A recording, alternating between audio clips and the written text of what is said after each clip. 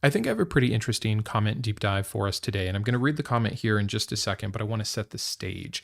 I've done a handful of videos on what atheism is versus what atheism isn't, and no matter how much I speak about it, you have the believers who simply cannot grasp what actual atheism is. However, this commenter went further, and they made some claims about myself or atheists like me that are not just overgeneralizing, but are completely wrong. And of course, as always, the goal is never to correct this one individual's thinking, but I do think that the topics they brought up and the nuance that we're going to go into today can be so helpful for the person that is newly doubting or deconstructing. I'm just so sick and tired of hearing that because the Christian God disappointed me, like that's what happened, I chose to reject God, or I gave up on the concept of God altogether. Well, first, I lost my faith. I didn't choose to lose it. I didn't give up. I didn't reject. I learned. I saw too much. I developed new critical thinking skills. I pinned the truth down and expected consistency. And so no, it's not that God disappointed me and I gave up on all gods. It's that the same tools that allowed me to properly evaluate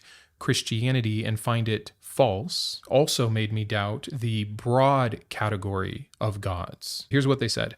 What I don't get about people like you find out that God isn't what you were told he was, and therefore you reject the existence of any God. Factually not true. Then they say, that seems to me like finding out your father wasn't who you were told he was and concluding that you never had any father. Seem stupid. Not as stupid as that analogy. Let's deal with that first, because I actually think that the initial part is interesting. Not that this person intended to be, but the analogy already starts with the concept of a father, something that we know is required, a mother and a father to produce an offspring. So yes, learning something new about who your father is or isn't wouldn't deny the fact that the category of father already exists. When an earthly father is actually some invisible, metaphysical being inferred from ancient texts, then we can make this comparison. But fathers are a mundane biological reality. And we know this through proof, by the way, through things like DNA testing, birth records, and observable mechanisms. Take that for what you will. So yeah, to your point, if I find out that a claim about my particular father was false, it doesn't all of a sudden dismantle the entire category, because there's still overwhelmingly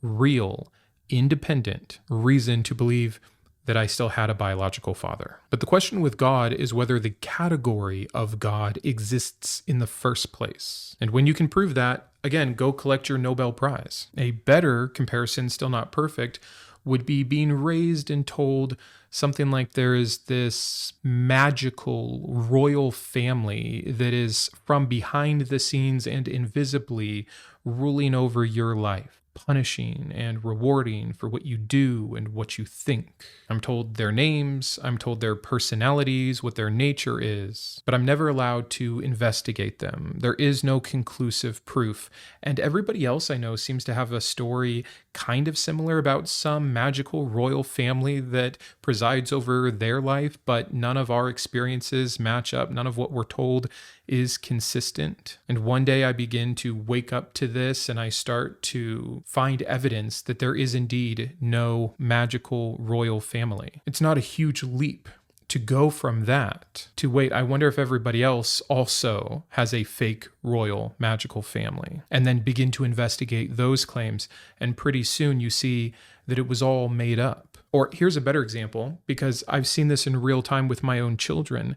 Whichever breaks first, Santa or the Tooth Fairy or the Easter Bunny, it very closely follows. Where, again, in my experience, my children, once they realized the first one wasn't real, where they started saying, well, wait a second, what about this one or this one? Because the category has broken down to them. The category of invisible magical beings that do things on certain days to reward you without you ever getting to meet them. The evidence against one is evidence against them all. It doesn't mean for a fact that none can exist. And that's why I am agnostic. Maybe there's some higher being, but I have no reason to believe that there is. There is no evidence to me that is overwhelming that a God as a category already exist in the first place, and that when I woke up to the fact that Yahweh wasn't real, I needed to go search for which God was. If there is a personal God that wants me to know he, she, or it, that seems like it's on them. It's an interesting concept to me, to be sure, how we got here, what started this all, if it's just the universe, if there's some kind of unattached deity out there. But why would I assume? Why would I guess? Why would I make one up, especially after deconstructing and seeing just how easy it is to believe in things that aren't true for a very long time? So I've already covered a lot here in what was supposed to be an intro, but let's dive more into this. First, I want to step back to just Christianity in general. Again, I don't know what this commenter's background is, but I've seen this same kind of comment from many Christians. And the reason that that is always so dishonest to me is because, again, they don't believe in any other potential God. Christianity makes these huge, massive, sweeping claims that there is only one God, who he is, what his name is, who his chosen people were, how he's set up to interact with us or not, if he gave us free will or not. Actually, they're pretty split on that. What his nature is, why he created us, where he came from, all of it is encapsulated in the claim of Christianity. So when those claims start falling, when I can see that the earth is older, that people have been around much longer, that the supposed all-perfect, all-powerful God doesn't have a simple understanding of science or is correct in many things that are claimed to be universal truths, when the history of the narratives does not match up, when the contradictions overwhelm, when the natures are hypocritical and inconsistent, and everything else that we've covered in the last 540 videos, it is then not irrational to begin to question the larger machinery, the other mechanisms that made this God seem so real for so long, and then realize that those are the same mechanisms and machinery going on with Hinduism or Mormonism or Islam. Could it be that there is a man-made suggested religion that just so happens to be accurate, even though it looks exactly like how all of the other man-made religions started? Sure. But until there's overwhelming evidence for that, it is not on me. The onus cannot be on me to have to seek this out and get it correct. I was duped into one major religion already, and everything that helped me know that that religion wasn't true has so far disproven all other posited religions. Now, they haven't disproved all other posited gods. Again, there's many concepts of God, nature as God, like Spinoza's God, or these impersonal deities like we see in certain sects of ancient Greece. Some God that came along, wound everything up, and took off. And we are just this unraveling byproduct. Maybe we're a brain in a vat, maybe we're some simulation. I don't know. What I do know is there is no good reason right now to make a claim about a God existing, and then even worse, specifically who that God is and what religion best fits them. It's actually just a really humble position. I don't know. What's so funny is that it's usually positioned as the opposite. Look at the arrogant, stupid atheist who found out one thing wasn't true one time for them and now rejects everything. That's not what is happening here at all. However, it is the ego and the arrogance of the believer to say they know for a fact in the thing they're supposed to have faith in, that they have it right and that their version is right, and that everybody else who's ever believed in anything is wrong. Or additionally arrogant for someone that says, I don't know which religion happens to be right, and yeah, maybe the holy books have been corrupted, but I know for a fact there's a God because of X, Y, and Z. That is usually personal experience, or look at the trees, or there just has to be. It doesn't make any sense, which are not reasons. Well, they're reasons, but they're not evidence. They're not good reasons. I really believe this with all my heart. The most honest position that a human alive today can take is that we don't know. If you want to guess, guess. If you want to have personal faith, have personal faith. But to say it sounds stupid and then miscategorize completely everything that people like myself have been so careful to articulate is lazy and or dishonest. But to continue on here, for me, the question really became, how can people know this? And that's past or above what God do you believe in. That's about what method got you there. You see, that's the real issue. Methodology, not my personal disappointment. By the end, by the way, when I actually understood the characteristics and nature of Yahweh as he's presented in his word, trust me, I was anything other than disappointed to realize it was all man-made. Of course, I still had to deal with disappointments of everything I ever believed being wrong and how I had oriented my life for 30 years being incorrect and everybody else in my life thinking differently than me, which again only goes against this narrative that I'm disappointed and then just reject it. If there had been something to hold on to, I would have held on to. But when you look with actually open eyes, it disappeared. There was nothing left to grip. And when you start looking at the methodology, there's additionally less and less to hold on to. You might say, yeah, well, I know about God because of the scriptures. That's why many people believe much of what they believe in any religion. They're holy books. Okay, but every religion has these. And if I'm being honest, I can see the issues with the truth of scripture in Christianity so fast and so easily. And it took 30 years to get there, by the way. But once I had that methodology down, and it wasn't about trying to believe in something to make myself feel better or to not lose my faith or to be able to still connect to my friends and family in this way, when it just became about truth, I saw the same breakdown in Mormon scriptures and Hindu scriptures and Muslim scriptures, etc. Many people believe not because of scriptures or not just scriptures, but also something like personal experience. But again, that seemed to remain true for all religions. So when I had seen the methodology behind what is going on in the psychology or the biases of an individual who has a personal experience and attaches that experience to their perceptions about what they believe and the expectations they had, I understand very easily how people can have an experience that is neutral or good or bad or whatever, and then use it as proof, as confirmation toward what they already believed or want to believe. And so if I'm not going to accept the personal testimony of Christians as the definitive proof of Christianity, why would I turn around and say, but these Muslims over here claim to have visions and dreams of Allah, and they were told this prophecy that ended up being vaguely true. Now I must believe that. No, because I'm not beholden to following bad evidence. I want you to see how that's working. That is not me rejecting all other gods because mine failed. It is understanding why mine failed and seeing that that same capacity exists in all of the other available options. We could do the same thing with prayer, with miracles, with tradition, and yes, even with all of the philosophical arguments. Those usually, at least, are a bit more of the same before they go into their separate uniquenesses, but they still fail. Once you realize that the same kind of evidence can support multiple mutually exclusive God claims and concepts, it becomes practical not to try to continue to justify any God concept at all. And again, very agnostic. I am waiting. I don't know. I don't think we could know that there is no God.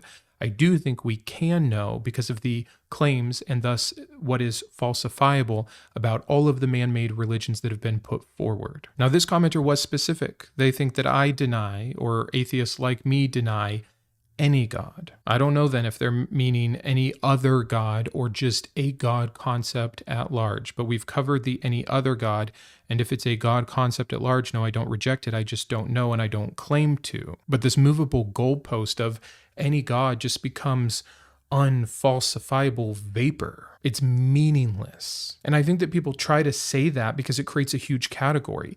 Any God. Oh my gosh, that's literally anything. And so that should feel somehow persuasive, or that shows the hardness of my heart for not believing in a God when a God could be anything. I just don't find the utility or the practicality in saying, well, I don't believe in any specific gods, but I believe in God. I believe there must be a God.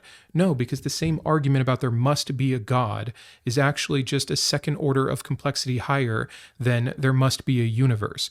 We know we're in a universe. It's strange. We don't know for sure if it began to exist or if it's always existed or if it's in some birth and renewal cycle or whatever.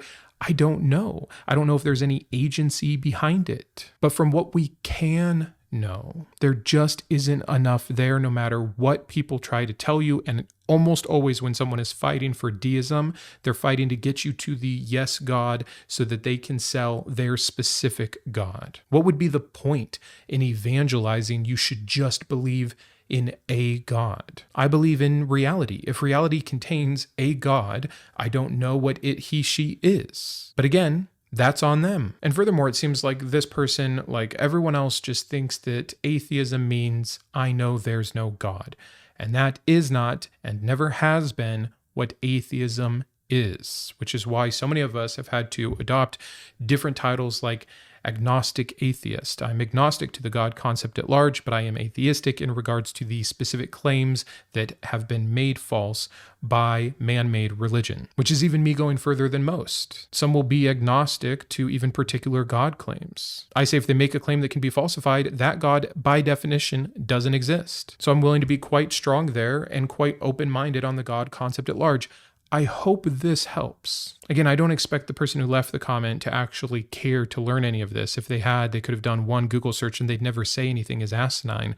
But I do know how messy and convoluted this is, and all the double checking you do against yourself when you're doubting and deconstructing, and these big terms are being thrown around and you don't know where you fit or if you need to fit, or you still have these ideas or these attachments to the spiritual, but where does that leave you if the God you believe in is lost? And then Christians or some kind of believer or troll or whatever comes along with comments like that, and they're so unbeneficial, but they can really muck you up. They can really confuse everything. I'm here to hopefully untangle it for you. It's actually almost unbelievably simple. If someone could actually prove a specific God or God the category, they would have done so. Just because many people for a long period of time have believed in a God or a specific God doesn't mean that they are right. It doesn't just make this thing exist. And again, when you understand the methodology behind why so many people believe in a God or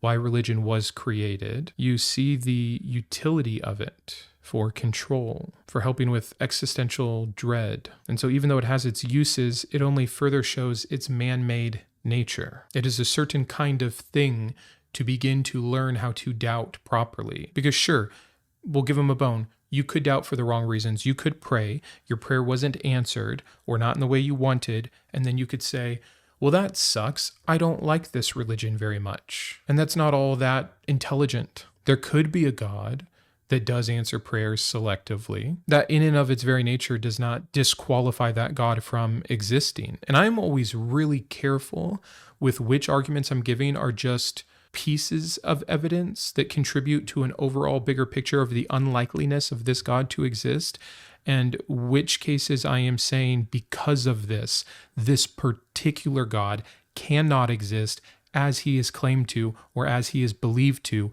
by Christians. I work too hard at the nuance and the detail and the articulation to let sloppy claims like this slide. And another comment right alongside that, they'll say, well, why don't you attach this to Islam? Why don't you attach this to Hinduism? Why don't you attach this to Mormonism? Why don't you attach this to the Jews? What, are you just scared? No, it's not my area of expertise. I don't know those texts as well. Well, the Jewish text, many I do. But I'm also talking about what the majority of people are going through and what maps onto my skill set of understanding. And that's Christianity. That's what I'm surrounded by. That's what's influencing my government right now. And that's my background. But I also do it because I know that people who have different belief systems or are deconverting from other belief systems still come here because, again, you can learn the methodology. You can learn the proper critical reasoning and thinking. You can understand logic a bit better. You can look at mutually exclusive claims. You can do comparative mythology and comparative religion. You can understand how to map up timeframes. There's a billion ways to see what claims have been falsified. And just because I don't take the time to crack open the Vedic text and say, well, here, and here is the same thing. No, someone else who has deconverted from that can do that. But I'm still telling you the same concepts. And since all of these are indeed man-made religions, they all work in the same way. They all appeal to the same fallacies. So yes, learning to deconstruct one is learning to deconstruct them all. And if you want to just leave a little safe room for a God to exist, you can have it. I've given it to you. I have it. Agnosticism. Now here's where I will meet this commenter, and this is what we'll close out with. I think it is incredibly important to continue the humility of deconstruction and begin to question everything that you took under the same guise of truth without evidence. And I think many people that deconstruct end up doing this. They're like, wow, if I could be this wrong about something so big that I was so sure of, that I was so convinced of for so long, what else can I be wrong about? And it kind of opens your life. And the biggest other thing for me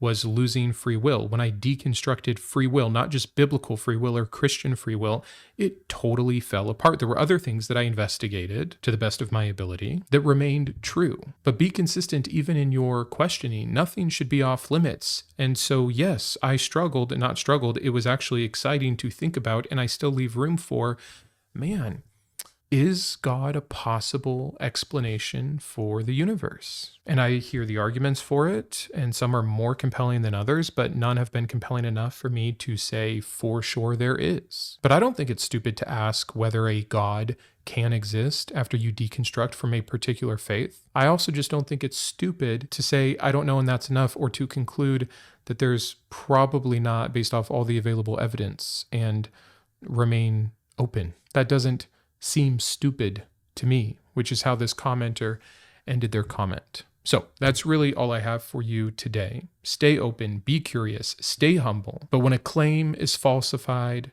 do not be afraid to say, then that claim cannot be true. That is literally all this channel is doing. I hope that this has been helpful. Let me know if I sussed anything out here for you. I hope that it was useful in some way, but I will see you Sunday with a new video.